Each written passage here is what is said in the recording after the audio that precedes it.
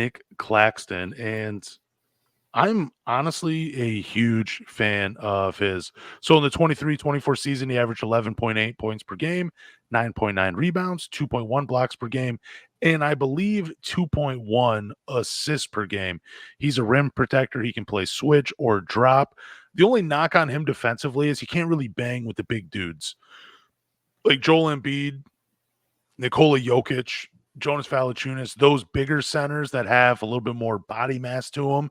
They tend to bully him a little bit, but I'm still not passing on Nic Claxton.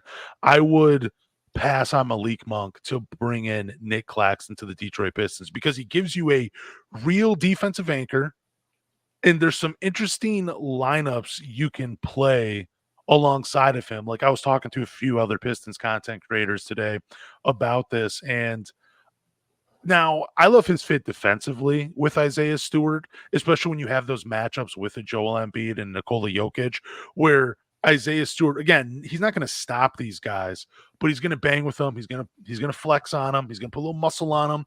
That's what he's going to do, and then it allows Nic Claxton to be like this free safety defensively, kind of like Rudy Gobert, where he's just allowed to roam and block shots from the help side. That would be huge for the Detroit Pistons. But what are your thoughts on Nic Claxton? I'm not as high on Nic Claxton as you are. I still like Malik Monk over Nic Claxton. But where he concerns me is he only shoots 55% from the line.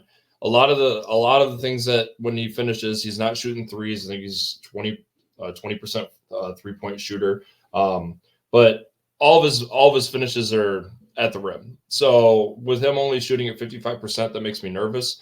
The biggest thing that I do like about him is he's an athlete for his size, and I do enjoy watching him play defense. He does defend the rim a lot better than Jalen Duren does for us right now.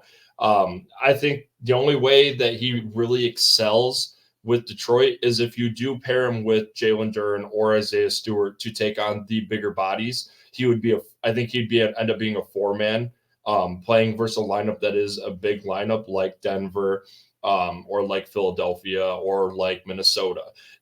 But the only thing that I think he would really excel with Detroit is if we had to play small ball with somebody, because you can put him at the 5 and we have no problem. We have your rim protector and we have a guy that can guard at the perimeter, but he does worry me with his size playing the bigger teams.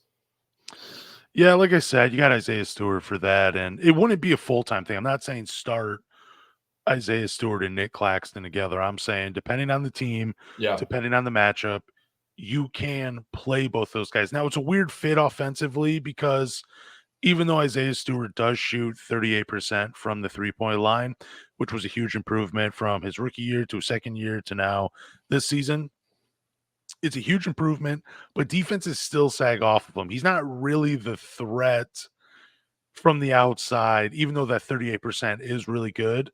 But he can attack closeouts. He turns the ball over when he puts it on the floor.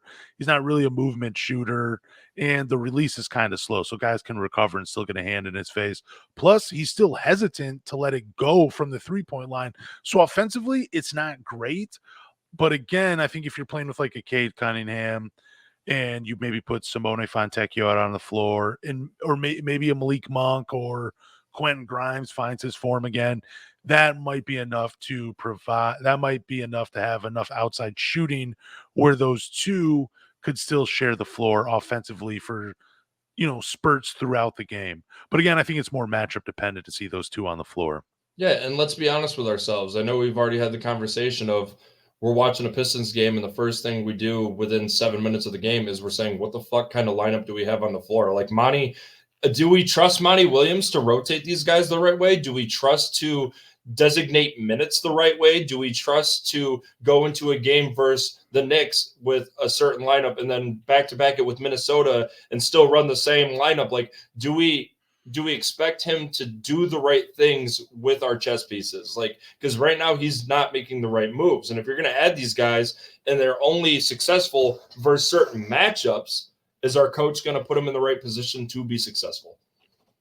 My answer is no. And we don't let us sound smarter than Monty Williams. That's like my thing. Don't let two random dudes on a podcast make this make sense. You know what I'm saying? Like, because again, it's not rocket science, but it shouldn't really be this difficult either. Like, it's basketball, it's a game.